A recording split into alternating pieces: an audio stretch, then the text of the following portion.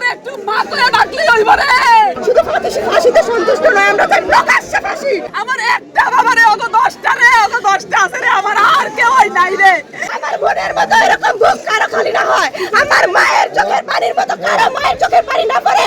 আমার অসুস্থ বাবার বুকের ছটফটানি, আমার অসুস্থ বাবার একমাত্র ছেলে হারা বুকের ছটফটানি যন্ত্রণা যাতে কোনো বাবা সহ্য করতে না হয়। আমার বাবা লাগবে রে, আমার বুকের হাঁকাটা নিবে রে, আমার একটু মা করে ডাকলি হইব রে। আমি খরাত কইরা কইরা তো গতরে খরাত কইরা টেয়া দিমু রে বাবার লাগা রে। আমার এই বাবা না দে রে, আমার একটা বাবারে অত 10টা রে, অত 10টা আছে রে, আমার আর কেউ নাই রে।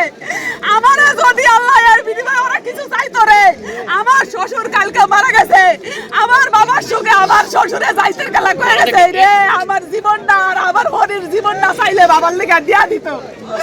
আয় হায় রে, তো ওরা চাইলো না, ওরা চাইলো না। আমি এটা সুচার ফাঁসি চাই রে, এটা সুচার বিচার চাই। আমি চাই বাংলার বুকে কোনো মায়ের বুক যেন আমার মতো হাহাকার না করে রে।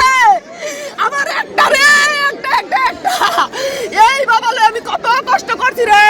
আমি ফ্যাট এমনে বান্দা চাকরি করছি রে, আমি দেশে দেশে চাকরি করে কত টাকা জোগাইছি রে। বাবার লাগে আমি বড় ঘর করছি, আমার বাবারে গর্তনে ডাইকা নিয়ে মারা লাইছে, আমার বাবারে হাতুড়া দিয়া ফিডায়া ফিডায়া মারছে। তোরা হুনছ কেউ হাতুড়া দিয়া মানুষ মারে? আমি আশরাফুলের বোন। ঘটনাটি হয় 14ই জানুয়ারি, রোজ বুধবার। আমার ভাইকে পরিকল্পিতভাবে বাসা থেকে ডেকে নিয়ে রাত 9টার দিকে দুর্বৃত্তরা ঘটনাস্থলে নিয়ে নির্মমভাবে হাতুড়ি দিয়ে মাথায় আঘাত করে হত্যা করে।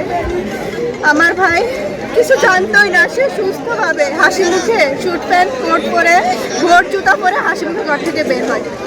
আধা ঘন্টার ভিতরে 9টা বাজে বের হয়, 9:30 বাজে আমার ভাইকে ওরা হত্যা করে নির্মমভাবে হাতুড়ি দিয়ে মাথায় আঘাত করে। মাথায় ওরা আঘাত করার সময় আসামি শামীম বলে যে দমের লোকে রাখিস না, তাইলে তোরা কেউ বাঁচতে পারবি না। গুট্টু ব্যাপারীর ছেলে শাহিন ব্যাপারী, ও বলে, গুট্টু ব্যাপারীর ছেলে শাহিন ব্যাপারী বলে যে এর আগে আরো 2টা মার্ডার করছি, ওরে মারলে কি হইব? প্রশাসনের কাছে আমার প্রশ্ন, এর আগে ওরা 2টা মার্ডার যদি করে তাহলে সমাজে কিভাবে ওরা বসবাস করে? সমাজে ঘুরে ফিরে 3 নম্বর মার্ডার কিভাবে আমার ভাইকে জীবন্ত বলি কিভাবে দিতে হয়?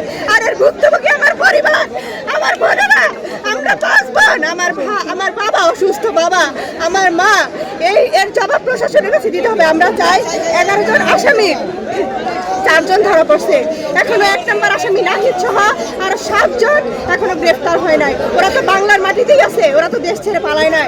ওদেরকে দ্রুত গ্রেফতার করে আইনের আওতায় এনে দ্রুত ফাঁসির ব্যবস্থা করা হোক। শুধু ফাঁসিতে সন্তুষ্ট নয়, আমরা চাই প্রকাশ্যে ফাঁসি, প্রকাশ্যে ফাঁসি চাই।